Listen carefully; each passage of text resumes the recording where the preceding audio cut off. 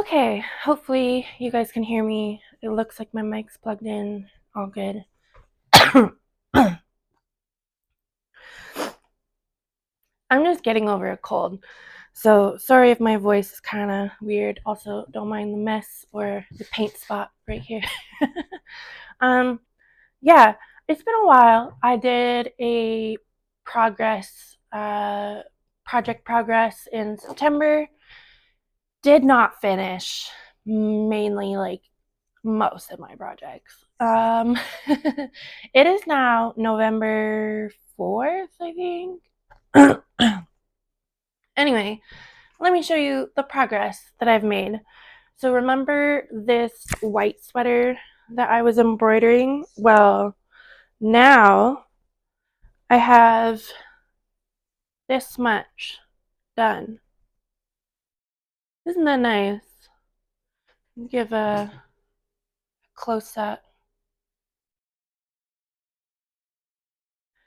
That's how much I have done so far. It's covered in dog hair. This is what the inside looks like. Kind of looks similar, but I've tried to keep it as neat as I could possibly make it. This sweater needs to go in the wash really bad. It's covered in dog hair. Oh my god. So there's that. Next project is I'm dropping things. I'm dropping things all over. Hold on. Let me grab this.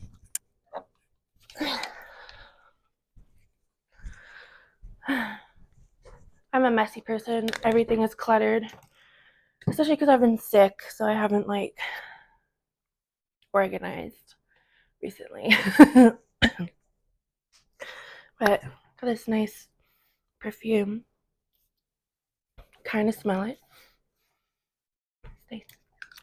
That's what dropped. Anyway, I did make a lot of progress on my Patrick sweater, which I have right here. Let me show you. So before it was in pieces, and now it's actually like together. Okay, hold on. Ta-da!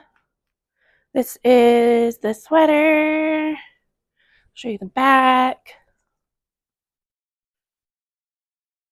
I did the sleeves. I did a rib stitch. This is all crochet. This is Tunisian crochet. I did this sweater to learn how to do Tunisian crochet. This was actually like before the white sweater that I started this. I'm just working on the front ribbing around. What I don't like about this sweater is when I was first looking at how to make cardigans, YouTube said you only need to make one big square and then two rectangles. Well, I did that. This is just a big rectangle, and when you do that, there's kind of like nowhere for your neck to go right here, because I still have to do the ribbing on this side. There's nowhere for your neck to go, so I didn't completely join right here. I left it kind of open, so when you put it on, hold on, when you put it on, there's this big flap, you see? And like, I kind of want to do ribbing going all the way around the back and then have this like open like this. So it would be the ribbing going this way on the back of the neck, so that this lies flat like this. Because originally I was going to put buttons, but now I think because of the neckline, I have to do this. And yeah. I've ripped it out so many times, like ridiculous. So the problem that I have is the sleeves, the stitches were very close together. So I had to skip 8 stitches in order to really cinch it. But for the front ribbing, the stitches are really far apart. So I had to skip 3 stitches. But I was skipping more before that, so I had like ripped it out multiple times. And I was just getting really frustrated with it. I turned the heat up and now it's like really hot. Oh well. But yeah, that's what I did. And I'm just working on the other side right now because I ripped that out before too. So now I'm just like reworking on it. And then the other thing is that the side that I did the ribbing on is longer than this side. So that's a problem. So that's why I'm trying to make this side not be as cinched for the ribbing so that it equals out. But yeah, it's also covered in dog hair, like everything I own. I wasn't this like stuffed up before I started filming, but now that I'm filming and talking, like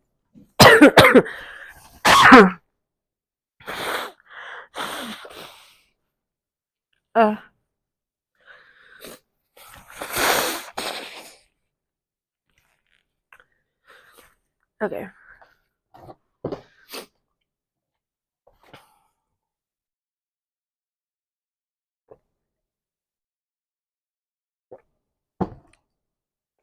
Okay, so because I was really frustrated with that sweater, the Patrick sweater, and my friend gave me a set of, where are they in here? Where did I put them? Aha. Gave me a set of knitting needles with cords, circular knitting needles. I started another project. Of course I did. Don't be surprised. No, I have not finished the dog sweater, by the way. I have not worked on that at all. I should, but I don't want to. Anyway, I started knitting. I started knitting and I just learned, like, here, let me come up close. Bring the table in close. Okay, so I started with the rib stitch and you can see my gauge is really like bad. But then I went into the stockinette stitch and it's finally getting tighter up here. Like the gauge is really nice up here versus down here. But that's okay, I'm learning. What I am trying to make is, let me rip the needles out here. Da, da, da, da. It's gonna be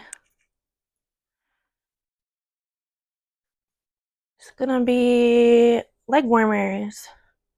So I have the over the knee part and I'm working on the calf part. And then it's gonna go down to my ankles. I'm not doing socks with this one. I want to do socks really bad. But this is just the Karen Skinny Cakes.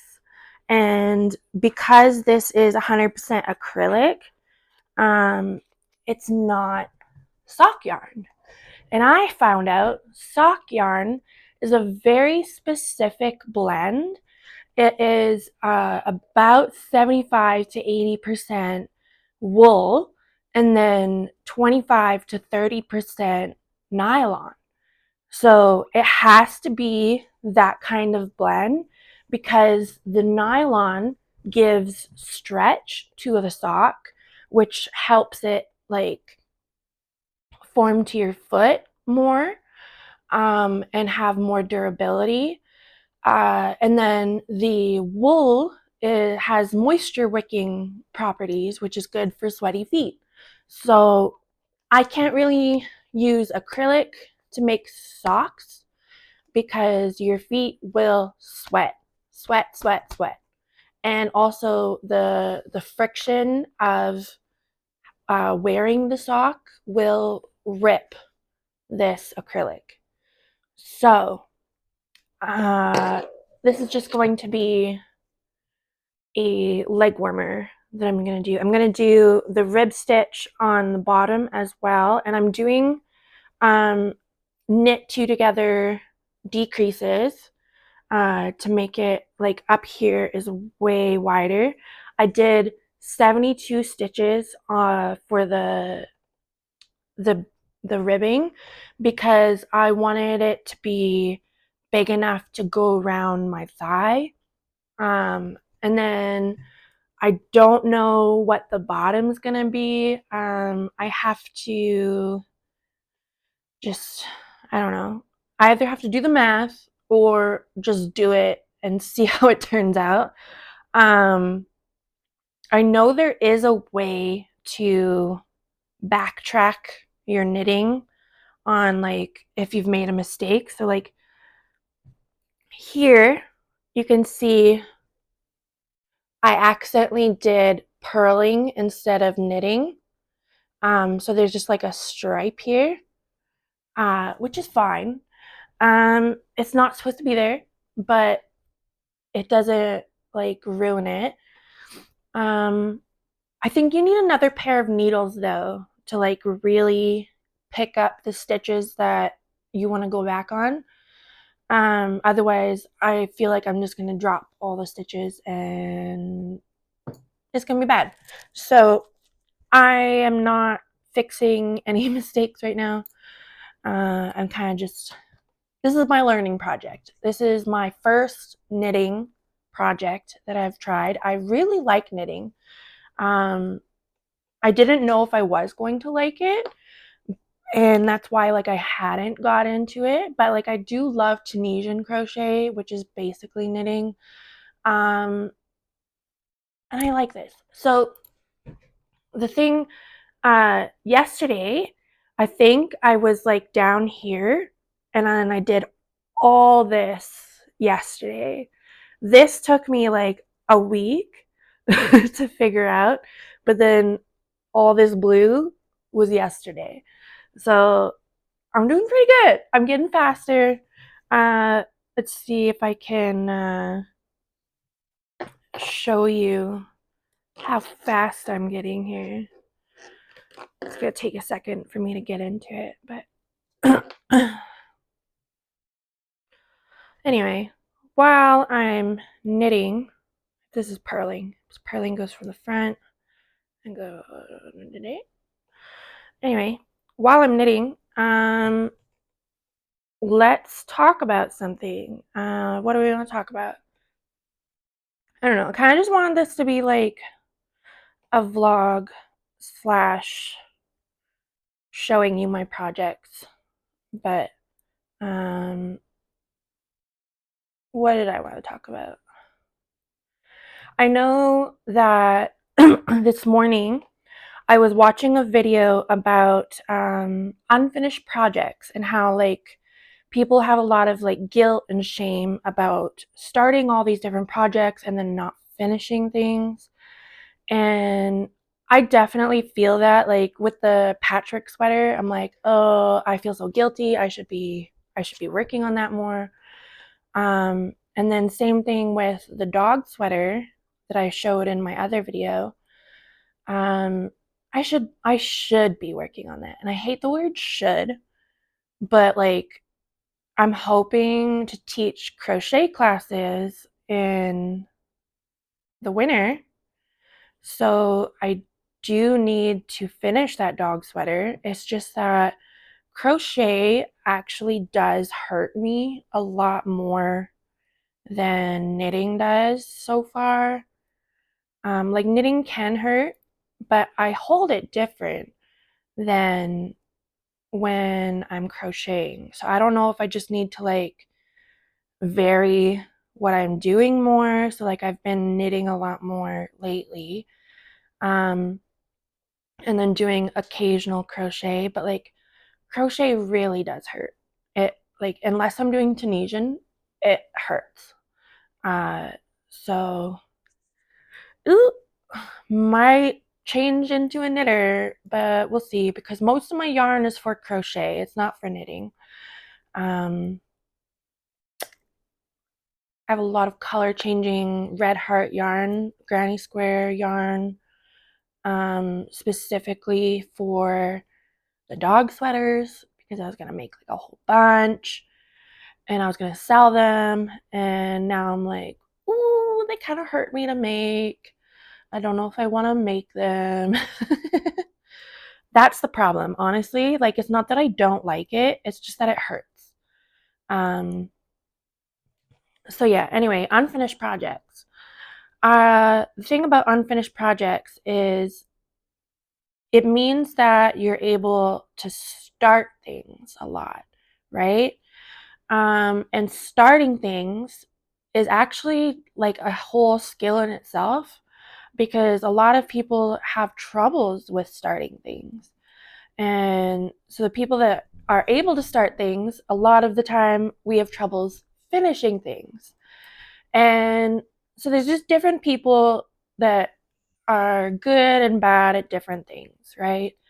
Um, and this lady that in the video that I was watching, she was talking about how in World War II they sent out an ad in the embroidery and knitting spaces and stuff like that uh, for unfinished projects for wounded soldiers to work on while they're bedbound.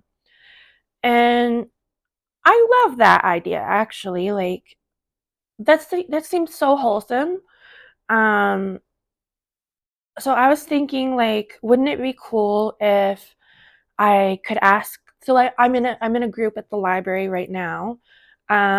If I could ask the ladies at the library if they want to have a day where we just like plan a day, maybe like the end of every month or something like that, where the last Sunday of every month we bring in our unfinished projects that we just like really don't want to work on and we trade them. I think that would be so cool. Like we don't have to necessarily give them away, but we could trade working on them for that afternoon and someone else could finish like for instance, say I brought my patchwork sweater and I was like, you know what? Like it's really hurting me to crochet this. I want someone to finish it for me so that I can have the sweater. I could bring that in and someone else might be able to finish the ribbing for me while I finish something for them. Like I could do Tunisian for them. Like I'm really good at Tunisian simple stitch right now. I only know two stitches. I know simple stitch and the smock stitch. Um, I want to learn more stitches, but at the same time, I'm like knitting. So yeah, I think that would be a cute idea to do something like that because I already am in a group of ladies who meet up at the library every Sunday to do our projects. Like we all do different things. We all just bring our own stuff. So like one lady in there, she does cross stitch. Another lady does lace making and most knit, but some crochet, some do both. I embroider, like I could do all kinds of things. Um, but yeah, I think that would be like such a cute little idea just to be like, these are projects that we're just not getting around to, and we would love to finish them and just like share our projects with people, you know? I think that would be so cute. But yeah, I think the idea is there. I just need to work on communicating it to people. But yeah, see, I'm already done the purl side, so now I have to do the knit side. And the knit side takes like way less time for me personally. I really like knitting on these circular needles. I did originally, like 12 years ago, 14 years ago, try knitting on straight needles, and I did not like it. It was just, I felt like I was going like this all the time, and my needles, like the stitches would fall off all the time. And this way, though, I don't have to worry about the stitches falling off. I just like pull it down and then shove this in there, and I'm good. Like it doesn't, you know?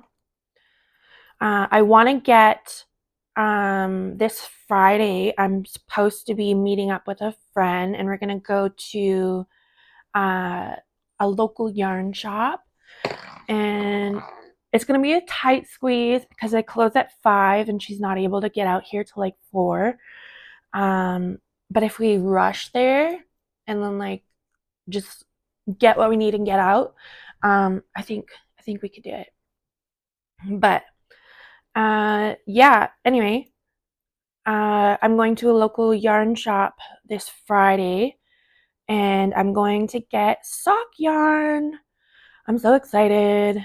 And sock needles. So the needle size that I was looking at, there's different ways to do socks. You can do circular needles. You can do long circular needles like what I have right now. You could do short circular needles, which are just like 9-inch circulars, I think they're called, which is what I think these are 9-inch, these little ones. These are sock needles, but these are 3.5 millimeters. And most sock patterns ask for 2.5 millimeters. So that's a whole millimeter less than this one. But I'll get back in there.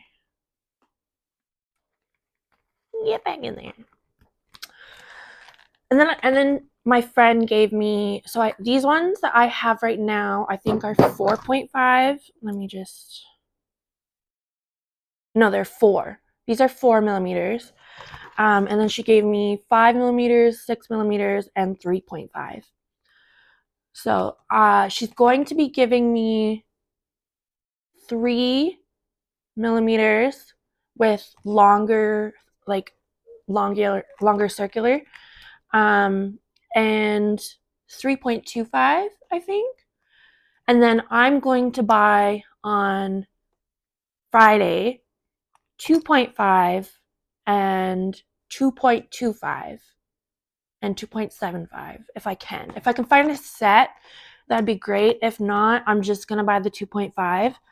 And I want the long circular needles because I want to do the magic loop. So there's the magic loop that you do on the long circular needles that allows you to not, like, this is working flat, and I'm gonna sew it later to be the leg warmer. But you can work it in a circle and just like do it. And then with the long circulars, you can also do 2 socks at a time. Now, I'm not going to start off with 2 socks at a time, but I am going to try the magic loop method. The other method is I could try getting double pointed needles, which is needles like this, but they're a little bit longer and they're pointed on both sides. And you have typically a set of 4 to 5, and they all go around in a circle. Like you would have this needle here, like this one, and then this needle would be like on this side holding these stitches together, and then you'd have a needle here and a needle here and then another needle that you're working with. But I don't know how I feel about double pointed needles. It just feels very pokey, and like I would end up stabbing myself, or the dogs would, like, because I leave my stuff on the couch all the time, and then my dogs will just come and lay on it, and I know it's not good, but I don't want to stab them with my knitting needles. So I know I could just like pick it up, but I'm forgetful, okay? So that's why, I don't know. My friend's gonna give me a set of double pointed needles. I don't know what size, but I'll pick those up on Sunday. I'll pick up the ones that she's gonna give me on Sunday, and then this Friday I'm gonna pick up just the 2.5 circular needles. Excuse me. And then the sock yarn, and I don't know what colors to get. I'm very excited. I do like color changing yarn. It's a lot more interesting if you're just doing like the stockinette stitch. However, I kind of want solid color and to try to learn color work. I don't know if that's going to be my first set of socks is going to be color work, or if that's going to be my second set of socks. I don't know. But I told my husband, I was like, "Do you want socks? I'm gonna make everybody socks." Like I already found these cat socks, and it's color worked in. And there's these little cats all over, and they're so cute. And I think my best friend would love that. Uh, I showed it to her a little bit, and she was like, "Oh my god, those are so cute." I was like, "Look at all the socks. I'm gonna make all the socks." But yeah. So I found those for her. And then I found some like really neat patterns, like not color work, but just like the stitching looks really cool. I definitely want to learn how to do cable twists. Um, I need cable needles for that. And then what else? Yeah, I don't know. I just want to make all the socks. So I told my husband he has to like actually take care of them because he's really bad for socks, for just like kicking them off wherever he is. And then Xena, my little Rottweiler, loves to eat them and play with them. And it's his fault. He leaves them around. Like my socks barely get eaten because I don't leave them around like that.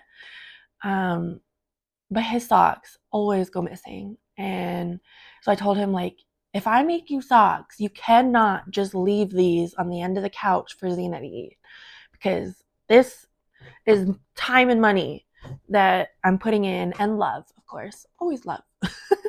Time and money and love that I'm putting into it, and you can't like let the dog eat it. So yeah, we'll see. He said he only likes white and black socks though, and everyone knows crocheting and knitting with black yarn is the worst because you can't see your stitches. You can't.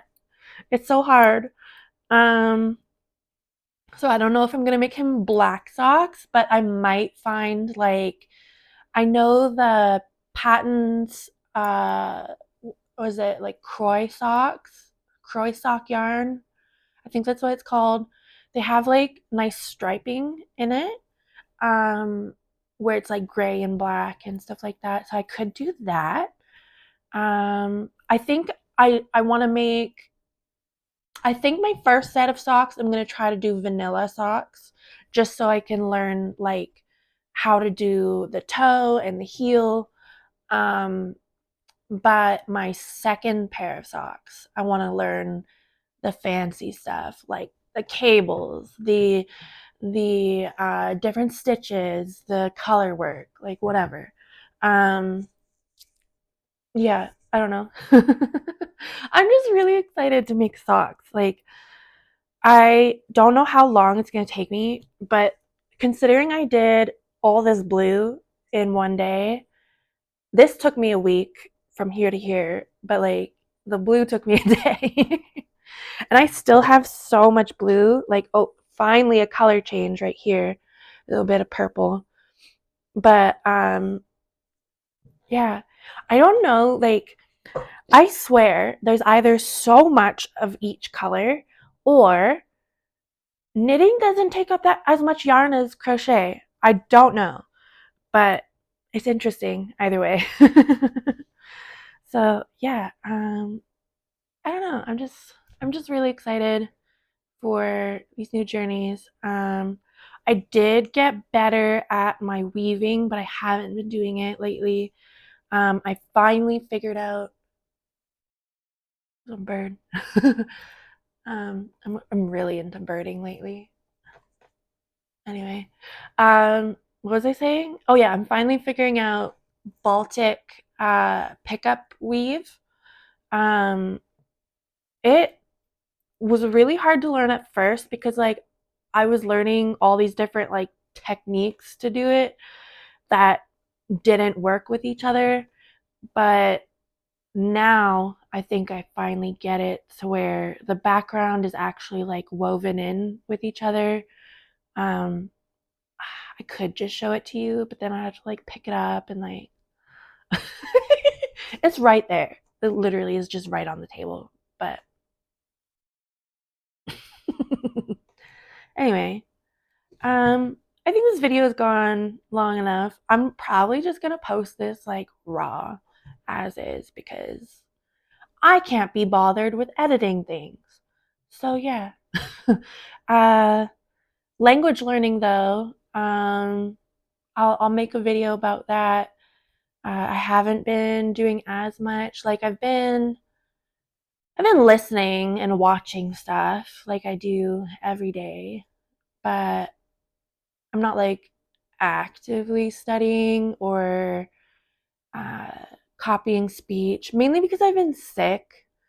I haven't been doing a lot.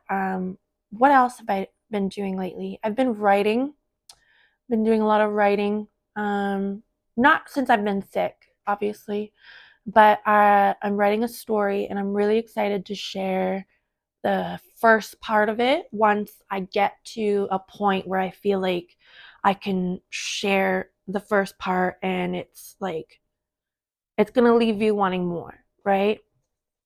Right now I just have the introduction written, like the first 4 chapters written. Um, but yeah, I don't know. I'm really excited about it. I'm hoping that I should be knitting while I'm talking to you. Um, I'm hoping that next year I can publish my story, hopefully with the CBC, because it is based in Canada. Um, it's taking place in the Grand Prairie area of Alberta.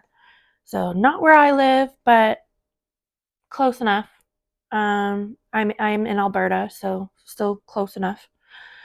Uh, and I have been to Grand Prairie a few times, and some of the places in the story, or at least one of the places, is a real place that I've been to.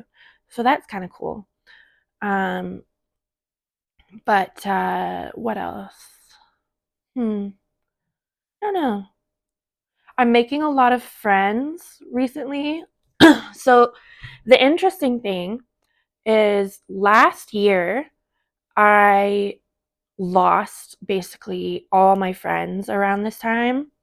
Um, Partly because I cut them out, partly because of their own doing. Um, it was just I have I have an illness called functional neurological disorder. Um, it's basically what my doctor said is it's the illness that they find most in refugee children from war because it has to start as a child, where your nervous system cannot handle all the trauma and horrors that you're going through, and it like fries, and so it causes like seizures and narcolepsy type symptoms. It's not exactly narcolepsy, because I do genuinely fall asleep, and narcolepsy is not legitimately falling asleep, it's just looking like you're falling asleep.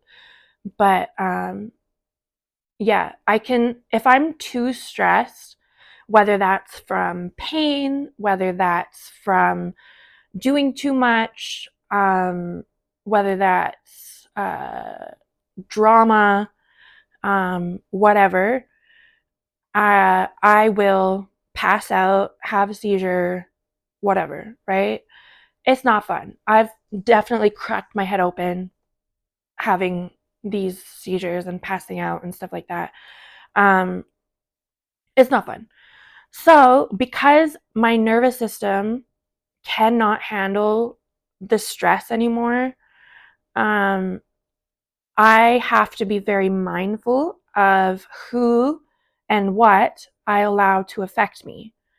And if there are people who are constantly causing stress, constantly causing drama, constantly not there for me, or like caring that they are causing me to be more ill, I can't have them in my life.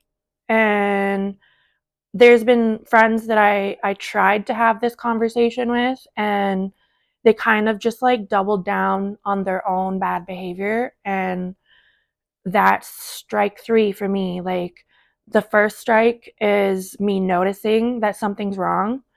The second strike is if I tell you about it and you don't like, or the second strike is like it happens again and again, and then I tell you about it.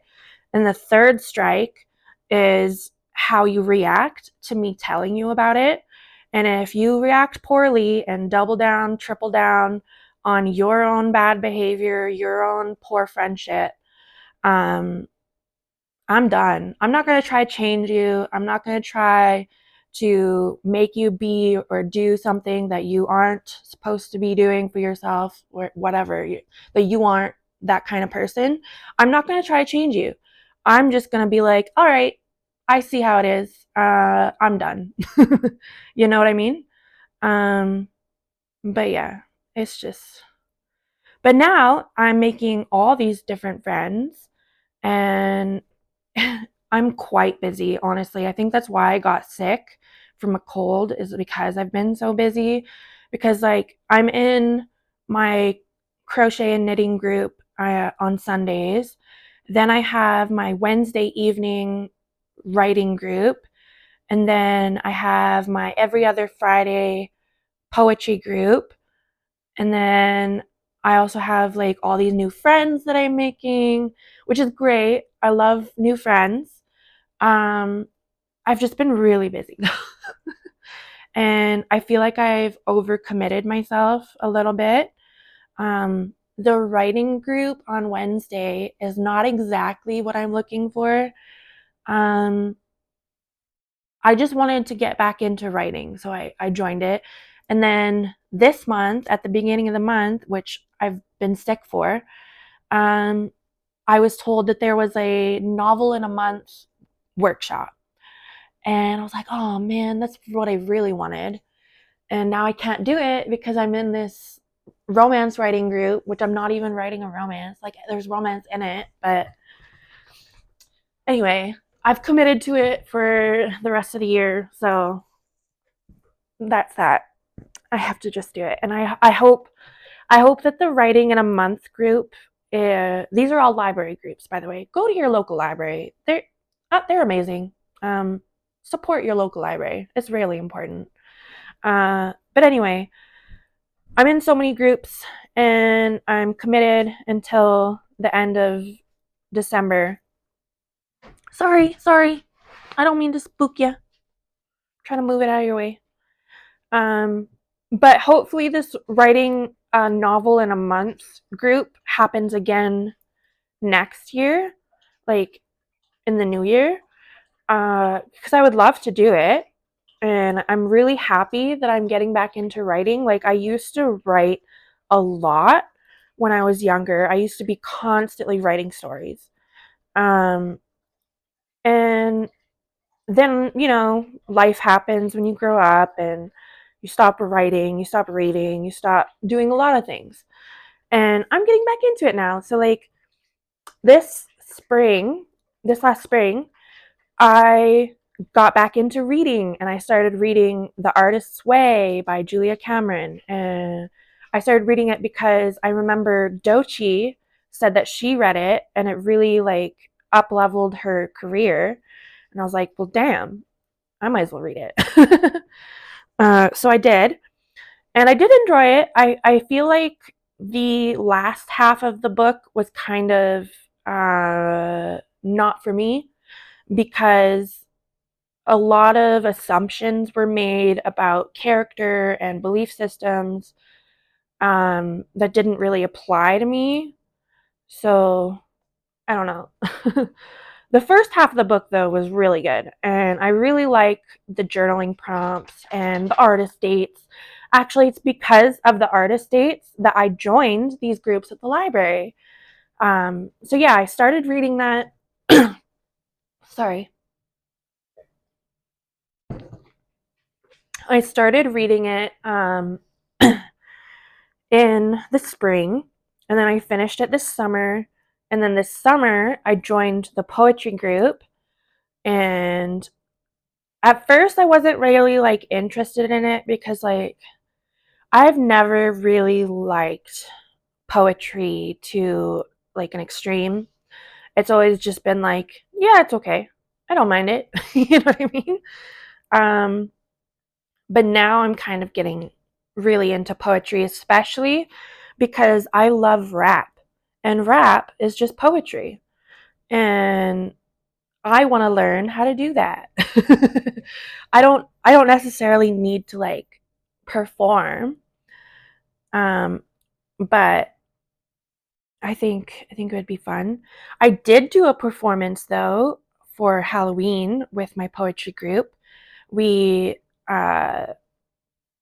dressed up and went to a haunted house, and there was like a little uh,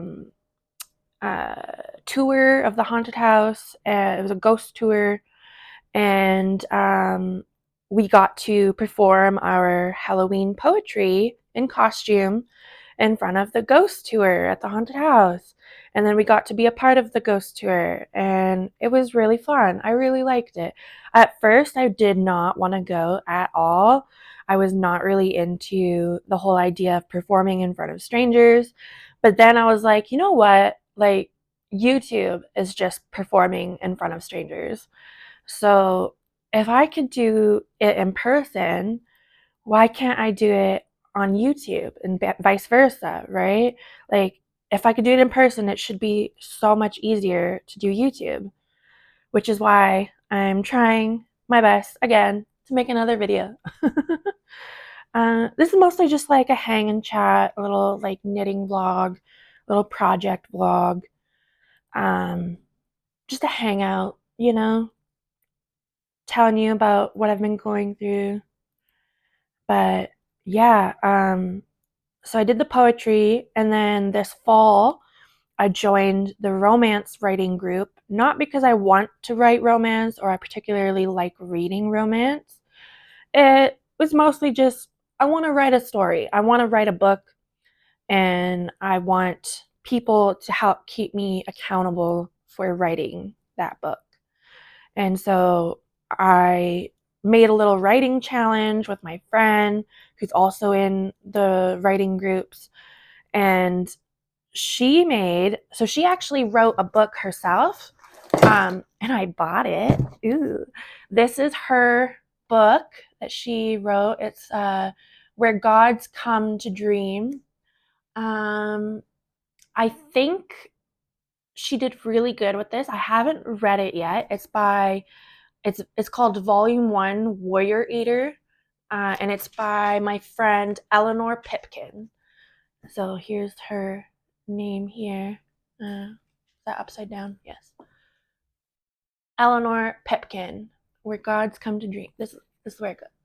I'm really excited for her. She just published this on Amazon. I think if I'm going to nitpick, I can tell that she was the only one that edited it. But I'm so proud of her and I'm so happy for her. And that's why I got her to sign the inside of my book. And I think she's going to go places. She just needs experience. And that's totally fine. I'm so happy for her, and it's because of her that actually I decided I want to write a book. So my book is not going to be a book like hers. It's more of a novella, because I'm mostly used to writing short stories. I have another short story that I wrote as just like a one-off.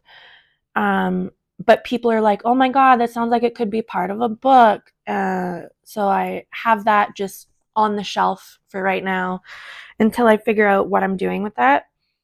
But the story that I'm writing right now is based in Grand Prairie, and I'm working on a title, but for now, the title is What Haunts the Forest of Raspberry Hill or Cranberry Hill. I can't decide if I want to call it raspberry or cranberry, because I was looking at the local flora and fauna of Grand Prairie area, and they have like a lot of wild cranberries, a lot of wild blueberries as well, but there's an actual town called Blueberry Mountain that is in the vicinity of where my thing takes place, and I cannot make it the exact same town because I've never been to Blueberry Mountain. So I'm calling it Cranberry Hill or something like that. Anyway, it is about a YouTube uh, paranormal mystery seeking YouTube channel going to investigate a haunted forest up by Grand Prairie, and half the team will never make it out. There's going to be other people who die as well, but the hard part is I have like 12 to 14 characters that I need you to care about in some capacity before they die. um, so I'm trying to like make you care about all these different people and their relationships and try to make them seem real. And that's the hardest part, is building these relationships, because I'm kind of writing by the seat of my pants and figuring out what's happening the same time as my characters do. Like I know the general gist of what's going to happen, the general plot. I don't know the details, but I know the gist of what's going to happen. And so right now, I kind of want to just write as much as I can, but also try to flesh out my characters and their relationships and their past traumas and stuff like that, that all will influence how they act in the book. Like, you as the reader might never know all the details of the characters. It's just to help me with their decision making, the way they act, the way they talk. So yeah, the idea is that this film crew is American, but I don't know where they're from. I've had some people say I should say they're from California, because like people of all kinds live in California, and I think for my speech, the way that I talk, the way I talk is how I write. So my characters talk a specific way, um, which is fine, but I want to make it seem that they're not Canadian, which is really hard as a Canadian writing non-Canadians, but you know. And then one of my characters is an old old man who is like real country, and I have experience growing up in rural Alberta, so I know how to make him sound like my stepdad, for instance, or my teacher, or like whatever, right? Like part of these characters are based on people that I actually know, whether that's like in person or like online.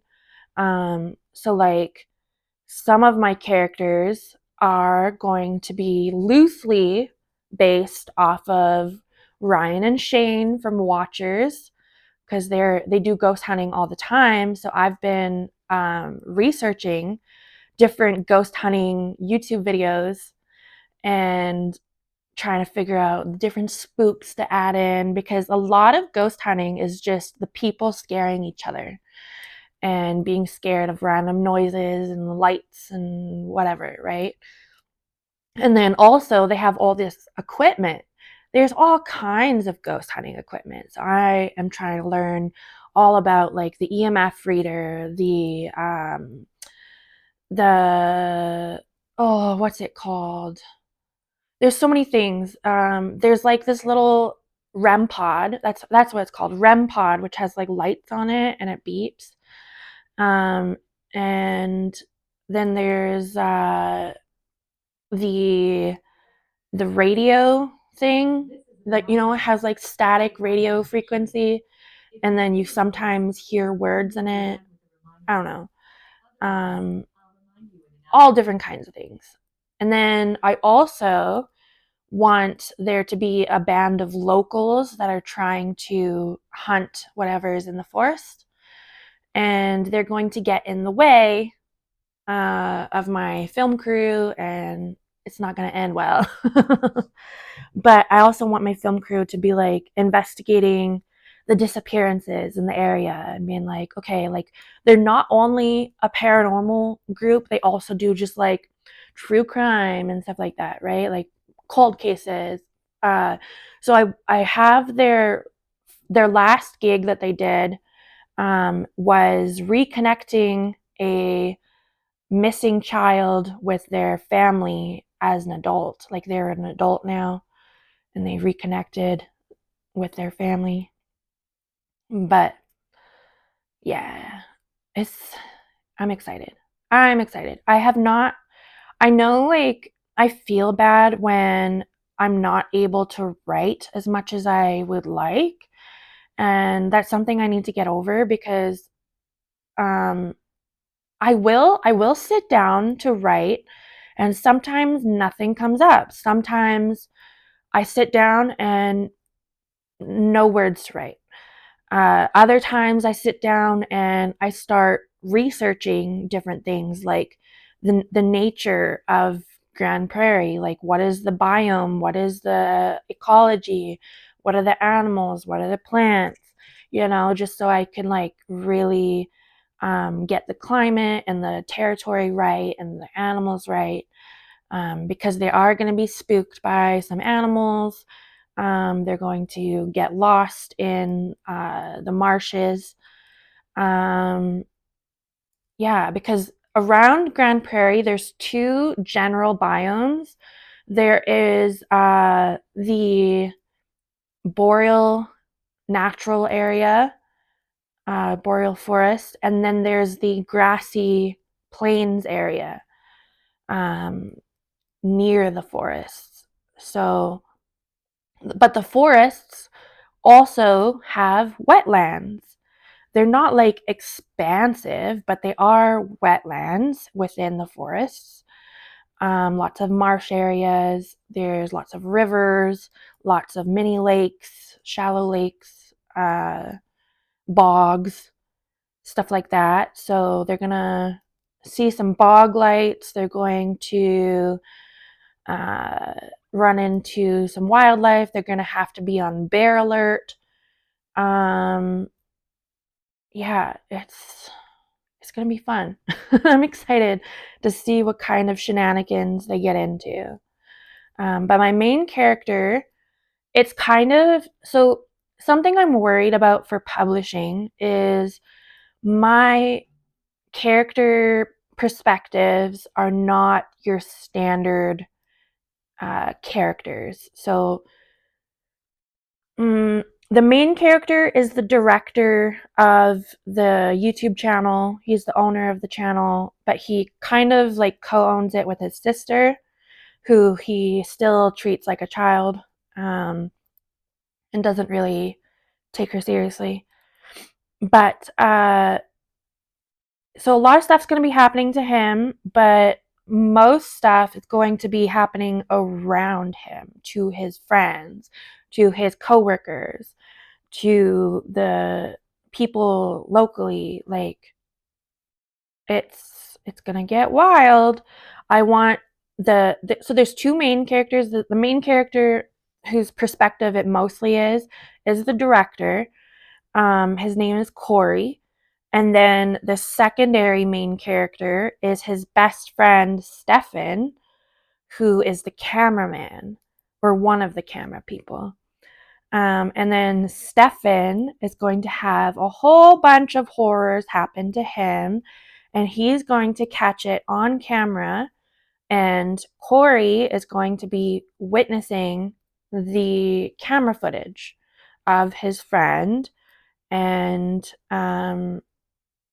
there's going to be Stefan's perspective in there, but it's mainly like Corey having all these emotions and things that, like, he doesn't know how to help his friends, he doesn't know how to get everyone out alive, but he's also kind of not a good person. Like, he wants to be a good person, but at heart, the way he makes his decisions, the way he thinks, does not include other people's well-being. It's mostly an afterthought for other people's well-being. He wants to really break this story on the internet, and like get famous for it, and that's a big driving force for him because he thinks that he's not cool, like he's never been taken seriously, and he thinks that getting fame and fortune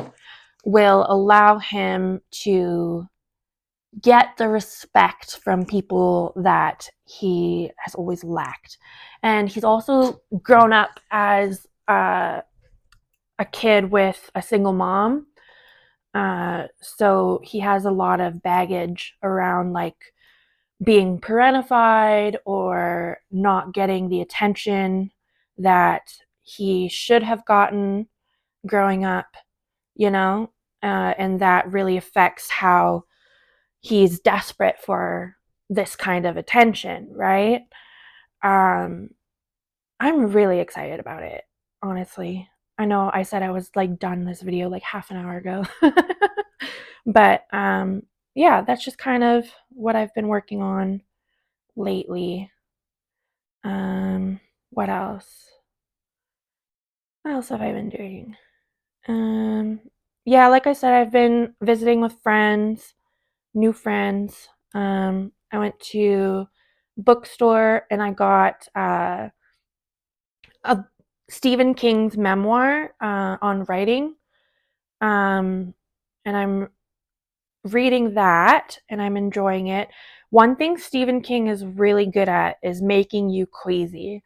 Like, there's a part in it at the beginning where, like, I'm still at the beginning, but anyway, early on in the book, he talks about how he went through a lot of pain as a child, and that was like with repeated eardrum infections, and he had to get his eardrum punctured and drained multiple times. And he describes it in so much detail that you feel it. Like, I was like, my ear, you know what I mean? Like, that is something he's really good at, is making you feel the disgust, the fear, the pain. Like, yeah. So I'm hoping by reading his book, um, about like his writing journey and his writing career and like how he does his writing, that I will be inspired to continue writing. And yeah, because like Stephen King is obviously like the goat of horror, and I love horror. That's what I'm writing. That's what I love to consume. Um, so yeah, I'm excited to finish reading that. But then also, I bought a book that is similar to the story that I'm writing, um, as research, because I want to know, how do these people go through their haunted forest? How do these people uh, have their conflicts and their relationships, and like how do they survive or not survive the forest, right? And I want to take bits of that and use it to inspire my story. So like a book that I read um recently, it's not a long book, it's just a little novella. It is called What Moves the Dead by T.K. Fisher, something like that. Kingfisher, T. Kingfisher, I don't know, something like that. Um, I read that because I know that the cover looked cool. It looked short. It was supposed to be based off of Edgar Allan Poe, and I really like Edgar Allan Poe.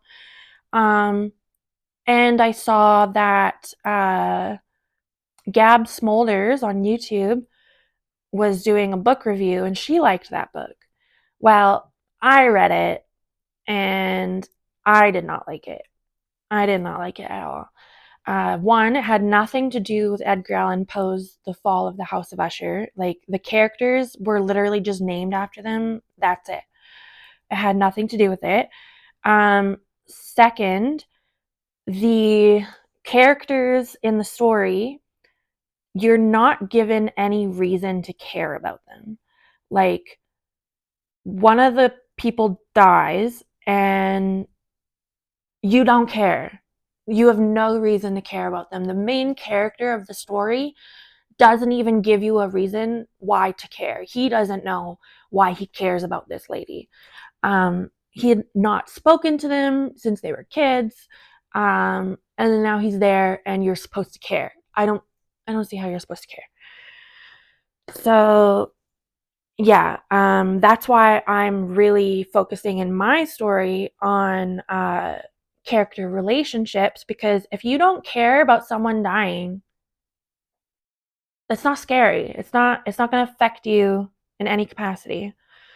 Um, and then the other thing that I didn't like about that book was that the monster, the monster is a genuinely good idea. It was genuinely scary, but they instantly kill it.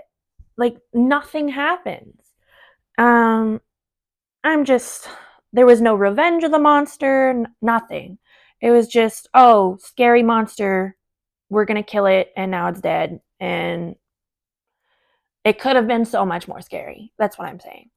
So that's something that I am trying to implement into my story, is like, the monster has to be genuinely terrifying and has to actually have their revenge, or it's not going to be scary. Like, I don't know. And then in that book as well, they were talking about like the wildlife and how the wildlife didn't move right. And I thought that was like a good addition to the book. Like, I liked that part. Um, it was the only thing that kept me interested, was talking about like, oh, the rabbits, they don't act like rabbits, they don't move right, they don't, like, this rabbit should be dead and it's still moving around. Like, yeah, that's terrifying. So I am adding in a wildlife component to my story, where the wildlife don't act right, they're a little bit weird, they're a little unsettling. um but it's all things that could be reasonably explained for the most part.